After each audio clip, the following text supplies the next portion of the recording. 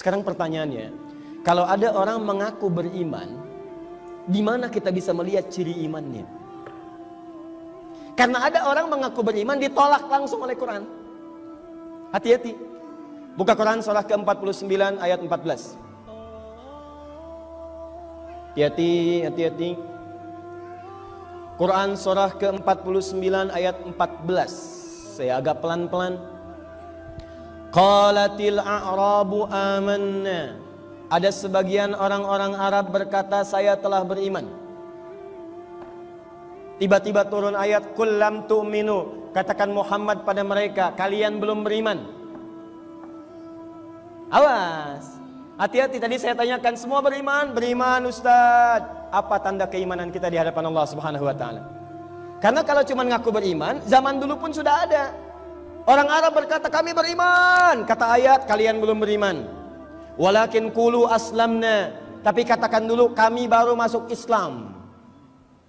Walamma yadkhulul imanu fi qulubikum. Cuman sayang, Islamnya, kalimat imannya cuman di lisan.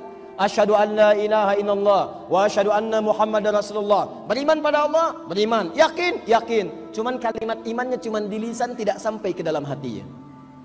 Sesuatu yang tidak sampai ke dalam hati, maka tidak ada perintah dari hati untuk mengerjakan nilai-nilai keimanannya. Yang normal itu begini, asyhadu an la ilaha illallah wa asyhadu anna Muhammadar Rasulullah. Begitu diucapkan, kalimatnya sampai ke dalam hati kita. Dari hati menyebar ke tangan, menyebar ke mata, menyebar ke lisan, menyebar ke kaki. Sehingga ketika kemudian diuji oleh Allah, turun perintah, aqimus shalah. Hei, kamu yakin dengan saya? Ya. Beriman kepada saya? Ya. Saya perintahkan kalau kamu beriman kepada saya, tunaikan salat. Maka ketika diperintahkan tunaikan salat, karena iman sudah masuk ke dalam hatinya, maka hatinya merespon, dimasukkan ke tangannya. Tangan siap-siap, cari pakaian yang baik. Mata siap-siap, wajah siap-siap, kaki siap-siap, melangkah ke masjid, hamparkan sajadah, kemudian dia salat. Itulah iman. Makanya kalimat iman pertama dalam Quran seringkali disandingkan dengan turunan-turunan nilai Islam itu. Quran surah kedua Al-Baqarah ayat ketiga, alladzina yu'minuna bil ghaib wa yuqimunas shalah. Kalau ada orang mengaku beriman kepada Allah yang gaib, maka dia akan membuktikan imannya dengan menunaikan salat. Wa mimma razaqnahum yunfiqun, dia mau berinfak. Walladzina yu'minuna bima unzila ilaik, dia mau berinteraksi dengan Al-Quran. Jadi kalau ada orang mengatakan beriman kepada Allah, benar-benar beriman, maka kalimat iman itu tidak hanya sekedar di lisan, tapi akan meresap ke dalam jiwanya dan dibuktikan dengan pembuktian amal dalam kesehariannya.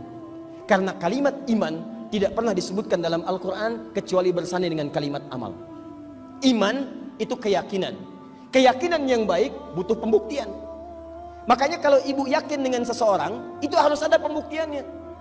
Kata seorang lelaki pada seorang gadis mengatakan, sayang, aku cinta kamu. Masya Allah, jangan tuliskan kalimat cinta di lisanmu. Jangan katakan cinta hanya di lisanmu, cukup tuliskan itu di buku nikah. Pembuktian. Karena setiap apa yang disampaikan dengan penuh keyakinan, dia membutuhkan pembuktian.